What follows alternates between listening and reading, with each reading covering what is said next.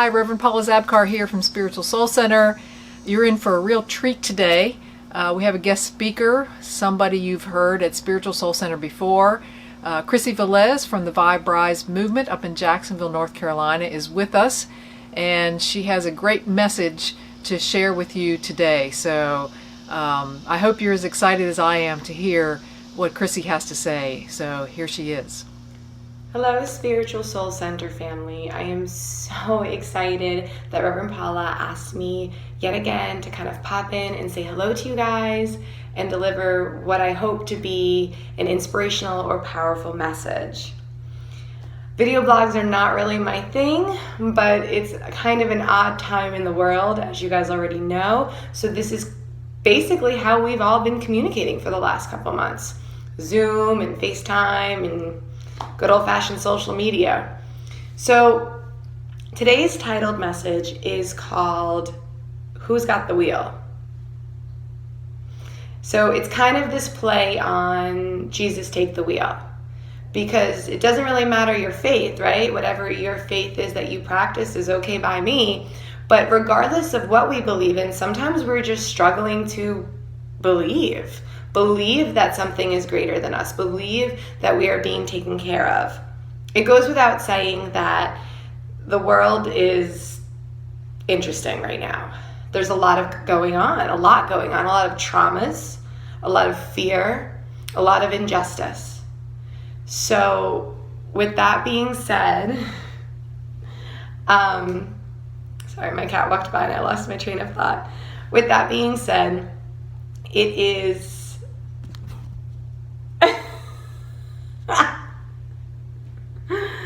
Finn, maybe we'll edit this out, or maybe we'll leave it in. I don't know. I'm all about authenticity.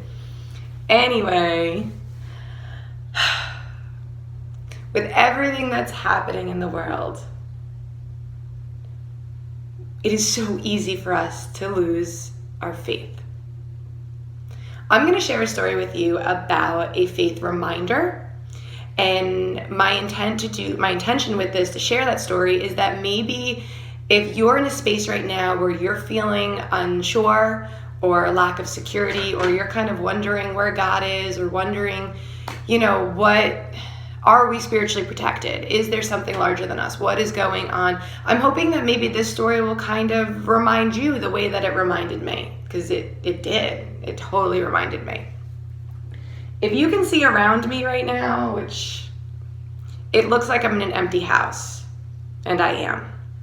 It's my house. Well, my old house. So I'm moving.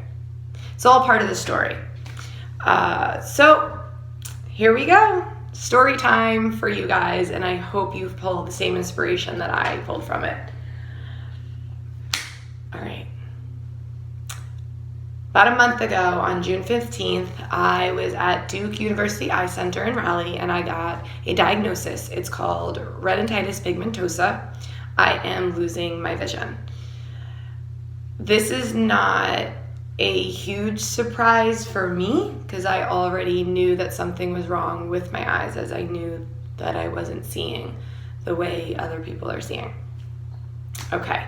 So I got this diagnosis and immediately had a meltdown, as I think a lot of people may have had. But my frustration wasn't so much in the diagnosis as it was that I felt really frustrated I couldn't speak to my mother. My mother passed 2.5 years ago, and it doesn't matter that I'm 36. I am scared and want to talk to my mom. When you're upset, you aren't your mother. It's kind of a thing. It just is. So I felt very alone, very in the dark. My husband was in the field, and I just felt like I had a million questions and no answers, and I wanted my mom, and she wasn't here, and I had myself a fit. Within my fit, everything was coming up. I mean, I know the state of the world. COVID is taking a toll on everyone, not just those that have gotten sick, and I hope they're okay, but those that haven't been sick but are fearful, or just those that are losing their minds in quarantine, and it's stressful, and it's a lot. So there's that, and people are, finances are tough because we've all been kind of in and out of work, and just the world is madness. So everything came up. Everything came up for me, and I just cried. I cried the whole night. And I spoke to my mother, and I basically kind of called her out and was like, where are you? Because I believe that my faith is super strong. I've spoke with you guys before. I talk about the powers of the universe, and, you know, I'm always super positive. And I'm kind of like, wait, hold up. Where are you at? There's a lot happening in the world. You know, where's God, so to speak? Where's this faith that we all have? The next morning, my faith showed up, and my mother showed up. So all of a sudden, I started getting information. I was stumbling across websites, and things were popping up for me, and I would bump into a friend. They'd be like, oh, do you know about this? Do you know about that? And all of a sudden, I just got flooded with education on what to do next. And I didn't feel so in the dark anymore, because I wasn't. I had information on what happens if you're in a military family and you receive a diagnosis of a disease or disorder, and how the military will actually enroll you in this program that keeps you here close to your doctors, close to Raleigh for us. And then I thought, okay, well, if we're going to be here for the next 15 years, if we're enrolled in this program, then, you know, maybe we should think about planting roots. Maybe we shouldn't rent. Maybe we should buy a house. And just all like life stuff that everybody listening is familiar with, because you're all familiar with all of this, all of life. We decided to go house hunting. Just why not? We looked at a couple. Nothing was hitting. Nothing was feeling right. And again, I asked, okay, you've been showing up. You've been helping me. Show me my house. Where am I supposed to be? What's safe? What's a good neighborhood and home structure and smart decision? Help. The next day, my husband showed me a website, like a Zillow house, and he felt it was perfect. He fell in love with it online. He goes, I want to see it in person. Call the realtor, ask, see what you can do. I'm like, I kind of glanced at it quick, it looked cute, but I wasn't really giving it my undivided attention, as my ADHD can kind of do. But a few hours later, I was at a girlfriend's house, and I realized that the home that my husband had showed me was like right around the corner from her. So I said, okay, on a whim, I'm just gonna kind of go do a drive-by. The neighborhood was beautiful. There was just children out riding their bikes and people walking their dogs. I was immediately in love. And as I go to pull up to the house, the homeowner is actually outside by her mailbox with her dogs talking to a neighbor. I'm in a convertible. I definitely got busted. So I owned it. I just owned it. I was like, look, I'm sorry. I'm creeping on your house. My husband might want to buy it. There's a lot going on right now. I just thought I would kind of get like a head start. She looks at me and goes, I know you. You're Chrissy with the Vibe Rise movement. What? Okay, first of all, shut up. That is super cool. That's cool. But it was in that moment that I felt that synchronicity. And she looked at me and said, pull in my driveway, come inside, I'll show you the house right now. No realtor, no adulting, no appointment, just two ladies kicking it. Human to human, soul to soul. I walked in her house, and not only did I get that goosebump sensation of like, oh my God, I'm in love, this is my house. But in her living room, she had a giant sign that said Jones. Jones family. Because that's her last name. That's also my mother's last name. My parents are Jones. I was born Jones before I got married. I was like, are you kidding me? So, of course, we did all the right things, dotted our I's, crossed our T's, and put an offer, and we bought this house. So it's not Facebook official yet, but I guess it's YouTube official. The point is, no matter what your faith, cat for sale. No, I'm just kidding. I love him so much. No matter what your faith, if you ask for it, it's going to show up. It just is. It just is. It's going to show up whether you're asking an ancestor, like I was calling on my mom, or you're calling to God or Jesus or an archangel or a spirit guide.